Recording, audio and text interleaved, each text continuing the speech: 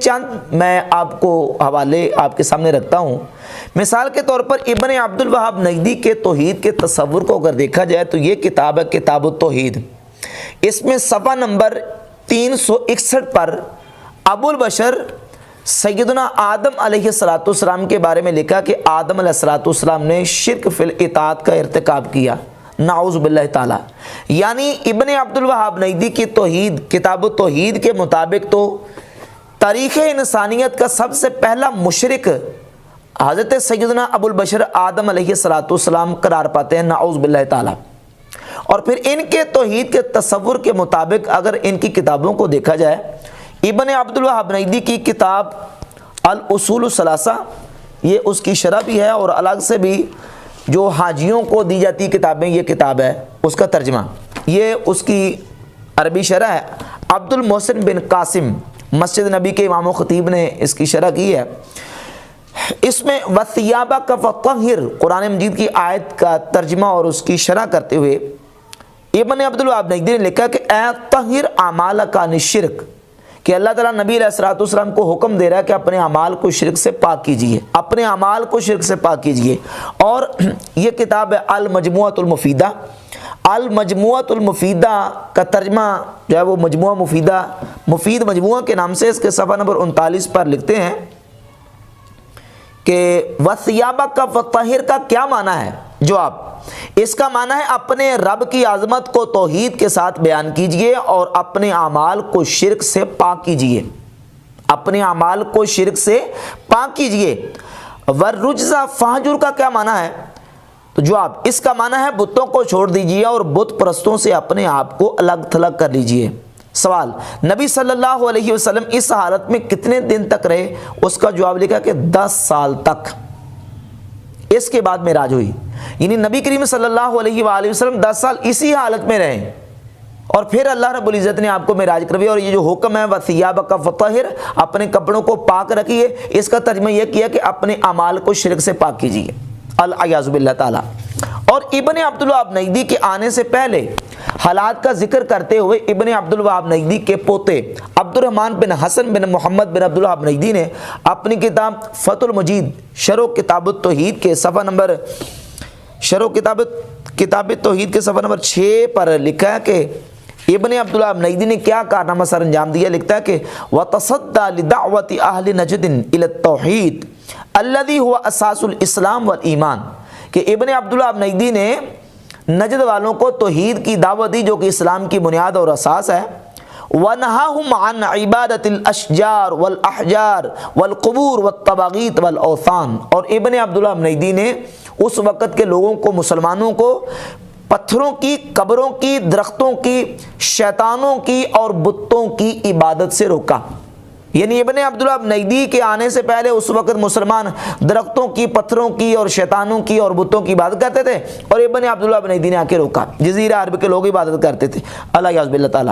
اور ایک اور حوالہ، یہ کتاب اثر الدعوۃ السلفیہ فی توحید المملکۃ العربیہ السعودیہ، اس کے صفحہ نمبر 23 پر جامعہ اسلامیہ جو کہ مدینہ شریف میں بہت بڑی یونیورسٹی ہے، اس کے استاذ حمود بن احمد الرحیلی لکھتے ہیں کہ ابن عبد الوہاب نجدی جب آیا، لکھتا نشأ الامام العلامہ والداعیۃ المجدد شیخ الاسلام محمد بن عبد الوہاب ابن سلیمان التمیمی فی القرن الثانی عشر، کہ محمد بن عبد الوہاب نجدی مجدد 12ویں صدی میں آیا، فی زمن، ایسے زمانے میں اشتدت فیہ غربت الاسلام، کہ جس وقت اسلام بالکل اجنبی ہو چکا تھا، وغلب علی اہلہ الجہل والبدع والخرافات، اور وہاں کے رہنے والے بدعت، جہالت اور خرافات میں پڑے ہوئے تھے، وعبادت الانبیاء والصالحین والاشجار والاحجار،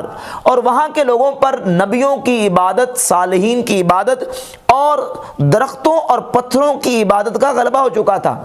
وہاں کے جو مسلمان تھے وہ نبیوں کی، صالحین کی اور پتھروں کی اور درختوں کی عبادت کرتے تھے۔ یہ ان کی توحید کا تصور ہے کہ ان کی توحید کے تصور کے مطابق اولیاء اللہ، صالحین کے مزارات اور ان کی قبروں کی تعظیم کرنا بھی ان کی عبادت ہے۔ اور میں نے عرض کیا کہ جو شرک کے تیر انہوں نے پھینکے ہیں اس سے تو پوری امت مسلمہ کا جسم متاثر ہوتا ہے، پوری دنیا اسلام میں جہاں جہاں اسلامی ممالک موجود ہیں، پوری دنیا میں جہاں جہاں کہیں جہاں مسلمان آباد ہیں، وہاں صالحین کے مزارات موجود ہیں، ان کی قبریں موجود ہیں، اور وہاں اہل ایمان اہل اسلام جو سنی العقیدہ لوگ ہیں وہ ان کی قبور سے، ان کے مزارات سے تبرک حاصل کرتے ہیں۔ تو یہ اگر تبرک اور ان کی قبور کی عزت اور تعظیم عبادت ہے تو اس سے تو پوری امت مسلمہ کی جو اکثریت اور عمومی مسلمان ہیں وہ مشرک قرار پائیں گے، نعوذ باللہ تعالی۔ اور پھر یہ صرف صالحین کی قبروں تک نہیں، بلکہ یہ دیکھیں تحذیر الساجد، ناصر الدین البانی کی کتاب، اس کتاب کے صفحہ نمبر 99 پر ناصر الدین البانی لے کر میں 1368 میں جب مسجد نبی شریف کی حاضری کے لیے گیا تو میں نے وہاں دیکھا کہ ایک روضہ رسول کے پیچھے ایک جو نا وہ دیوار اٹھی ہوئی ہے، اور وہاں لوگ جاتے ہیں اور وہاں لوگ تبرک کے لیے نماز پڑھتے ہیں، اور یہ سمجھتے ہیں کہ اشارۃ الی ان ھذا مکان خاص للصلاۃ وراء القبر، یہ اشارہ ہے کہ یہ جو مکان خاص ہے قبر شریف کے پیچھے نماز پڑھنے کے لیے۔ فعجبت حینئذ کیف ظلت هذه الزہرۃ الوثنیہ قائمۃ حتی فی عہد دولت التوحید۔ ناصر الدین البانی لکھتا کہ میں بڑا متعجب ہوا کہ یہ کھلی اور ظاہر بت پرستی مسلمانوں کے ملک میں ہو رہی ہے، یعنی روضہ رسول کے پاس اور اصحاب صفہ کے چبوترے پہ جا کے نماز پڑھنا، اس کو بھی ظاہر بت پرستی، ظاہر قبر پرستی نعوذ باللہ تعالی قرار دے کے ناصر الدین البانی کہتا کہ ہذہ ظاہرۃ الوثنیہ، یہ کھلی بت پرستی مسلمانوں کے ملک میں ہو رہی ہے، اس تبرک کو کھلی بت پرستی قرار دے رہا ہے۔ یہ ان کے جو خود ساختہ توحید کا تصور ہے اس کے مطابق بات کہاں تک جاتی ہے۔ اور پھر اس سے آگے یہ کتاب ہے شرح صدور بتحریم رفع القبور، قاضی شوکانی کی، اس کتاب کے صفحہ نمبر 35 پر حاشیے میں لکھا ہے نبی کریم صلی اللہ علیہ وآلہ وسلم کے مزار پر انوار و حضور کی قبر شریف کے بارے میں لکھا ہے فالقبر المعظم المقدس وثن وصنم بكل معانی الوثنیہ، کہ رسول اللہ صلی اللہ علیہ وآلہ وسلم کی قبر مقدس معظم جو ہے وہ ہر اعتبار سے بت ہے، نعوذ باللہ تعالی۔ لو کان الناس یعقلون، اگرچہ لوگ عقل نہیں رکھتے۔ تو آپ اندازہ کریں کہ ان کے شرک کے فتووں سے اور ان کی جو خود ساختہ توحید جو انہوں نے اپنا معیار قائم کیا ہوا ہے اس سے تو امت مسلمہ کی مجموعی اور اکثری تعداد جو ہے وہ مشرک قرار پاتی ہے۔ اور یہی بات اسماعیل دہلوی نے اپنی کتاب تقویۃ الایمان کے صفحہ نمبر 23 پر لکھی ہے، لکھتا ہے کہ اول کہتا ہے کہ سننا چاہیے کہ شرک لوگوں میں بہت پھیل رہا ہے اور اصل توحید نیاب، یعنی مسلمانوں میں شرک بہت زیادہ آ چکا ہے اور اصل توحید نیاب، توحید بالکل تھوڑی سی رہ گئی ہے۔ حالانکہ قرآن مجید اور احادیث طیبات آپ پڑھ کے دیکھیں، نبی پاک صلی اللہ تعالیٰ علیہ وآلہ وسلم کی امت مصطفیٰ یہ خیر امت ہے، یہ امت وسط ہے۔ سورہ آل عمران کی آیت نمبر 110 میں اللہ رب العزت فرماتا ہے کہ کنتم خیر امت اخرجت للناس، تم بہترین امت ہو جو لوگوں کے لیے نکالی گئی۔ اور سورۃ البقرہ کی آیت نمبر 143 میں وَكَذَلِكَ جَعَلْنَاكُمْ أُمَّةً وَسَطًا، اور ایسے ہی ہم نے تمہیں امت وسط بنایا، امت وسط بنایا لِتَكُونُوا شُهَدَاءَ عَلَى النَّاسِ، تاکہ تم لوگوں پر گواہ ہو جاؤ۔ اب یہ امت خیر ہے، امت وسط ہے۔ اور نبی پاک صلی اللہ تعالیٰ علیہ وآلہ وسلم ارشاد فرماتے ہیں، صحیح بخاری کی 6528 نمبر حدیث ہے، فرماتے ہیں کہ کل جنتی جو جنت میں داخل ہوں گے، حضور فرماتے ہیں اس ذات کی قسم جس کے دست قدرت میں میری جان ہے، میری امت آدھے جنتی وہ ہوں گے جو میری امت کے لوگ ہوں گے، یعنی امت کی فضیلت بیان فرمائی رسالت امام صلی اللہ علیہ وسلم نے۔ اور حضور علیہ الصلوۃ والسلام کی حدیث جامع ترمذی میں 2546 نمبر اور سنن ابن ماجہ میں 4299 نمبر، حضور فرماتے اہل الجنت 20 و 100 صف، جنتیوں کی 120 صفیں ہوں گی، 80 من هذه الامه و40 من سائر الامم، 80 صفیں صرف اس امت کی ہوں گی، 100 کل نبیوں کی امتوں کی صفیں 120 ہوں گی، اور ان میں سے جو ہے وہ 80 صفیں اس امت کی اور 40 صفیں جو ہے وہ باقی امتوں کی ہوں گی۔ یہ اس امت کی فضیلت ہے۔ اور ان کے عقیدے کے مطابق جو ہے نا وہ امت کا مجموعی اور جو امت کا جو اکثری اور جو اغلبی حصہ ہے وہ نعوذ باللہ شرک میں گرفتار ہو چکا ہے۔ تو اس سے تو نعوذ باللہ تعالیٰ اس امت کا امت خیر ہونا تو ختم ہو گیا، پھر یہ تو معاذ اللہ پھر امت شر ٹھہرے گی، امت شرک ٹھہرے گی، حالانکہ یہ امت توحید ہے، امت وسط اور امت خیر ہے، اور یہ امت شر اور امت شرک نہیں ہے۔ اور ایک اور حدیث جامع ترمذی میں 2869 ہے، رسالت امام صلی اللہ علیہ وآلہ وسلم نے ارشاد فرمایا مثل امتی مثل المطر، میری امت کی مثال بارش کی طرح ہے، لا یدرا اولہ خیر ام آخرہ، حضور فرماتے ہیں کہ یہ معلوم نہیں کیا جا سکتا، لا یدرا اولہ خیر ام آخرہ، کہ اس کا اول بہتر ہے یا اس کا آخر بہتر ہے، یعنی یہ امت جو ہے یہ امت خیر ہے، یہ اس امت کی فضیلت ہے۔ تو نبی کریم صلی اللہ علیہ وآلہ وسلم نے اس امت کی خیریت بھی بیان فرمائی، اور جو امت پر حضور کو اندیشہ تھا اور جو حضور کو امت پر کوئی خوف تھا اس کا واضح طور پر بیان فرما دیا۔ اس سے پہلے یہ بات سمجھیں کہ شرک کا جو اطلاق ہے وہ دو چیزوں پہ کیا جاتا ہے، شرک جلی، شرک اکبر، یعنی اللہ رب العزت کی ذات کے ساتھ کسی کو شریک ٹھہرانا، اللہ کی عبادت میں کسی کو اللہ کا شریک ٹھہرانا، اس کو شرک اکبر کہا جاتا ہے، شرک جلی، شرک اعتقادی۔ اور ایک ہے عملی طور پر جو نا ریاکاری، دکھلاوا، اس پر بھی شرک کا اطلاق ہوتا ہے، لیکن وہ شرک اصغر ہے۔ بحث ہماری شرک اصغر کے بارے میں نہیں ہے کہ امت ریاکاری کرے گی یا نہیں کرے گی، امت میں اعمال میں لوگ دکھلاوا کریں گے یا نہیں کریں گے، یہ تو بہت جو ہے نا وہ کامن ہے، یعنی وہ چاہے دیوبندی ہوں، وہابی ہوں، سنی ہوں، شیعہ ہوں، یہ سارے ظاہر ہے کہ اس میں دکھلاوا ہو سکتا ہے۔ لیکن اب مسئلہ جو ہے وہ ہے شرک اکبر اور شرک اعتقادی کا، شرک جلی کا، کہ کیا یہ امت جو ہے وہ شرک جلی میں اکثری طور پر اور عمومی طور پر گرفتار ہوگی یا کہ نہیں۔ تو اس میں سرکار دو عالم صلی اللہ علیہ وآلہ وسلم کی واضح احادیث موجود ہیں۔ حضور کو سب سے زیادہ اپنی امت پر جس چیز کا خطرہ اور خوف تھا وہ تھا ریاکاری کا، جس کو شرک اصغر کہا جاتا ہے۔ اگر حضور علیہ الصلوۃ والسلام کو اپنی امت پر شرک اکبر اور شرک جلی کا خوف ہوتا تو حضور اس کا ذکر کرتے، حضور اس کا نام لیتے۔ مسند احمد ابن حنبل میں 23,119 نمبر حدیث ہے، دار احیات التراث العربی بیروت سے جو چھپی ہوئی اس کا حوالہ، اور وہابیوں کی ایپ اسلام 360 میں مشکات میں 5,334 نمبر حدیث ہے۔ رسالت امام صلی اللہ علیہ وآلہ وسلم کے صحابی حضرت محمود بن لبید رضی اللہ تعالیٰ فرماتے ہیں کہ نبی پاک صلی اللہ علیہ وآلہ وسلم نے فرمایا ان اخوف ما اخاف علیکم الشرک الاصغر، مجھے تم پر سب سے زیادہ جس چیز کا خوف ہے وہ ہے شرک اصغر۔ صحابہ نے عرض کی یا رسول اللہ ما الشرک الاصغر، شرک اصغر کیا ہے؟ قال الریا، تو نبی کریم صلی اللہ علیہ وآلہ وسلم نے فرمایا ریاکاری، یعنی مجھے سب سے زیادہ تم پر جس چیز کا خوف ہے وہ کیا ہے؟ ریاکاری۔ اگر حضور کو اپنی امت پر شرک اکبر یا شرک جلی کا خوف ہوتا تو سرکار یہ فرما سکتے تھے کہ مجھے تم پر سب سے زیادہ شرک اکبر کا خوف ہے، کہ تم درختوں کی پوجا کرو گے، تم جو ہے وہ پتھروں کی پوجا کرو گے، تم قبروں کی عبادت کرو گے، نہیں فرمایا، ایسے نہیں فرمایا، بلکہ فرمایا کہ مجھے تم پر سب سے زیادہ خوف جو ہے وہ ریاکاری کا ہے۔ اب سوال یہ پیدا ہوتا ہے کہ کیا شرک اکبر کا اپنی امت پر خوف ہے؟ اس پر کوئی حضور علیہ الصلوۃ والسلام کا فرمان موجود ہے؟ تو صحیح بخاری اور صحیح مسلم کی متفق علیہ، صحیح بخاری میں 6 مقامات پر یہ حدیث ہے، اس میں سے 1344 نمبر، اور صحیح مسلم میں 2296 نمبر متعدد مقامات پہ یہ حدیث موجود ہے کہ نبی کریم صلی اللہ علیہ وآلہ وسلم نے اللہ کی قسم بیان کر کے فرمایا انی واللہ ما اخاف ان تشرکوا بعدی، ما اخاف علیکم ان تشرکوا بعدی، فرمایا مجھے اللہ کی قسم مجھے اس بات کا تم پر خوف نہیں ہے کہ تم میرے بعد شرک کرو گے، ولیکن ان تنافسوا فیہا، ہاں مگر یہ کہ تم دنیا میں پھنس جاؤ گے، دنیا کی محبت میں پڑ جاؤ گے، یا دنیا کا تم پر مجھے خوف ہے، لیکن تمہارے اوپر مجھے اس بات کا خوف نہیں ہے کہ تم میرے بعد شرک میں پڑ جاؤ گے یا شرک میں مبتلا ہو جاؤ گے۔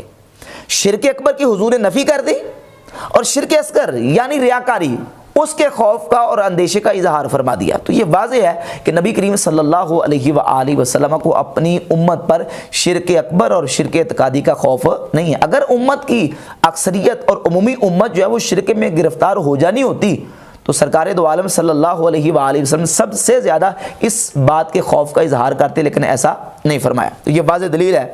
اور اس کے ساتھ ساتھ ایک حدیث صحیح مسلم میں، مسند احمد ابن حنبل میں اور جامع ترمذی میں اور دیگر कुतुब हदीस में सही हदीस है, मुतअद्दिद तुर्क के साथ मुख्तलिफ अल्फाज के साथ ये हदीस है। सही मुस्लिम में 7103 नंबर हदीस, उसमें लफ्ज़ ये है कि नबी करीम सल्लल्लाहु अलैहि वसल्लम ने इरशाद फरमाया, इन्न शैतान क़द अयसा अन यअबुदहुल मुसल्लून फ़ी जज़ीरतिल अरब वलाकिन फ़ी तहरीश बैनहुम। फरमाया कि शैतान इस बात से नाउमीद हो चुका है कि जज़ीरे अरब के नमाजी उसकी इबादत करें। हाँ, इस बात से नाउमीद नहीं है कि लोग आपस में लड़ें, मुसलमान आपस में लड़ें, इस बात से नाउमीद नहीं है। उसे उम्मीद है कि आपस में लड़ेंगे, और यकीनन ऐसे हुआ और हो रहा है। लेकिन शैतान इस बात से नाउमीद हो चुका है कि जज़ीरे अरब के नमाजी उसकी इबादत करें। अल-मुसल्लून से मुराद अयल मोमिनून, यानी ईमान वाले उसकी इबादत करें। और शैतान की इबादत से मुराद यही है कि बुतों की पूजा की जाए या गैर खुदा की इबादत की जाए, पूजा की जाए। मुसलमान मोमिन ऐसा नहीं करेंगे। और जामे तिरमिज़ी में जो हदीस है, जामे तिरमिज़ी में तो वाज़े जो अल्फाज हैं, नबी पाक सल्लल्लाहु ताला अलैहि वसल्लम के सहाबी हज़रत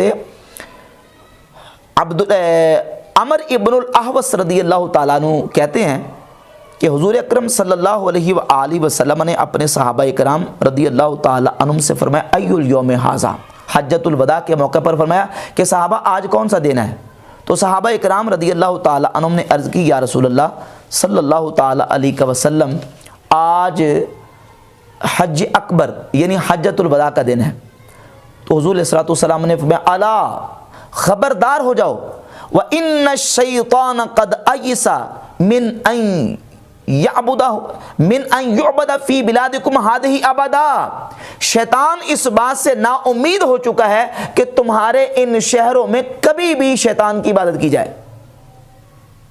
अबदा, कभी भी शैतान की इबादत इन शहरों में नहीं हो सकती। शैतान इस बात से नाउमीद हो चुका है। जामे तिरमिज़ी, और जामे तिरमिज़ी में इस हदीस का नंबर है 2159। और मुस्नद अहमद इब्न हंबल में अल्फाज ये हैं, इन्न शैतान क़द अयसा अन युअबदा बिअर्दिकुम हाज़िही। फरमाया कि शैतान इस बात से नाउमीद हो चुका है कि तुम्हारी इस ज़मीन यानी जो जज़ीरा अरब है, इसमें शैतान की इबादत की जाए। शैतान इस बात से नाउमीद हो चुका है। ये मुस्नद अहमद इब्न हंबल में 8522 नंबर हदीस है, दारुल इहया अत-तुराथ अल अरबी बैरूत से जो किताब छपी है। तो बिहम्दि ताला इन अहादीस से ये बात बिल्कुल वाज़ेह होती है कि उम्मत मुस्तफ़ा जो है वो उमूमी तौर पर शिरक में गिरफ्तार नहीं हो सकती। ये उम्मत तौहीद है। और एक बड़ी वाज़ेह और साफ़ हदीस जो कि मुस्नद अहमद इब्न हंबल में 16671 नंबर जो दारुल इहया अत-तुराथ अल अरबी बैरूत से छपी है, और एक और दूसरी जो मुस्नद अहमद इब्न हंबल गैर मुक़ल्लिद अहमद शाकिर की तहकीक के साथ और हमज़ा अहमद ज़ैन की तहकीक के साथ शाये हुई है, उसमें 17056 नंबर इस हदीस का नंबर है। और मुहक्किक गैर मुक़ल्लिद ने इसको कहा इस्नादुहु हसनुन, इसकी सनद हसन है। और वो हदीस ये क्या कहते हैं, शद्दाद बिन औस रदियल्लाहु ताला अन्हु नबी पाक सल्लल्लाहु ताला अलैहि वसल्लम के सहाबी, वो कहते हैं नबी पाक अलैहिस्सलातु वस्सलाम की बारगाह अक़दस मौजूद था। तो हुजूर ने फरमाया कि अतखव्वफु अला उम्मती अश्शिर्क व शहवतल खफिया, मुझे अपनी उम्मत पर शिरक और शहवत खफिया का खौफ है। हज़रत शद्दाद कहते हैं मैंने अर्ज़ की, या रसूलल्लाह अतुशरिकु उम्मतुका मिन बादिक, हुजूर क्या आपकी उम्मत आपके बाद शिरक करेगी? क़ाल नाम, फरमाया हाँ करेगी। लेकिन साथ ही सरकार दो आलम अलैहिस्सलातु वस्सलाम ने वाज़े कर दिया, अमा खबरदार, इन्नहुम ला यअबुदून शम्सन वला कमरन वला हजरन वला वसरन, खबरदार हो जाओ, मेरी उम्मत सूरज की पूजा नहीं करेगी, चांद की पूजा नहीं करेगी, और पत्थरों की और बुतों की पूजा नहीं करेगी। वलाकिन युराऊना बिआमालिहिम, हाँ, और वो लेकिन आमाल में रियाकारी करेगी, रियाकारी करेंगे, दिखलावा करेंगे, लेकिन चांद की, सूरज की, पत्थरों की और बुतों की पूजा हरगिज़ नहीं करेंगे। नबी करीम सल्लल्लाहु अलैहि वसल्लम ने इन चीज़ों की नफ़ी फरमा दी। रियाकारी करेंगे लेकिन इन चीज़ों की इबादत नहीं करेंगे। अब ये जो हदीस है गैर मुक़ल्लिद अहमद शाकिर की तहकीक के साथ जो मुस्नद अहमद बिन हंबल छपी है, उसमें भी इस हदीस को इस्नादुहु हसन कहा गया। और इमाम हाकिम ने मुस्तदरक अल सहीहैन की जिल्द 5 सफ़ा नंबर 248 पर 8106 नंबर हदीस ये बयान की है, और इस हदीस को इमाम हाकिम ने जो ना वो सही करार दिया। शुअबुल ईमान में इमाम बहकी 6830 نمبر حدیث لے کے آئے جلد نمبر 5 صفحہ نمبر 333 پر۔ اور امام ابو نعیم اصفہانی محدث اپنی کتاب حلیۃ الاولیاء جلد نمبر 1 صفحہ نمبر 336 پر 2 سندوں کے ساتھ 899 اور 900 نمبر 2 سندوں کے ساتھ اس حدیث کو لے کے آئے ہیں۔ مضمون اس حدیث کا ملتا ہے اور اس حدیث کی 2 سندیں۔ اب اس میں ایک راوی ہے عبد الواحد بن زید۔ عبد الواحد بن زید پر ان کے حافظے کی بنیاد پر بعض محدثین نے کلام کیا ہے، لیکن ان کے 2 متابع موجود ہیں۔ ایک متابع ہے خالد بن محمود بن الربی جو کہ حلیۃ الاولیاء میں 899 نمبر روایت کے اندر موجود ہیں، اور ان کا ایک متابع حسن بن زکوان جو کہ سنن ابن ماجہ میں 4205 نمبر حدیث پہ موجود ہے۔ لہذا ان 2 متابع کی بنیاد پر بھی یہ حدیث کم از کم درجہ حسن کو پہنچتی ہے۔ تو نبی پاک صلی اللہ تعالیٰ علیہ وآلہ وسلم کی ان واضح احادیث سے یہ بات ثابت ہوتی ہے کہ امت مصطفیٰ عمومی اور اکثری اور مجموعی طور پر شرک میں گرفتار نہیں ہو سکتی۔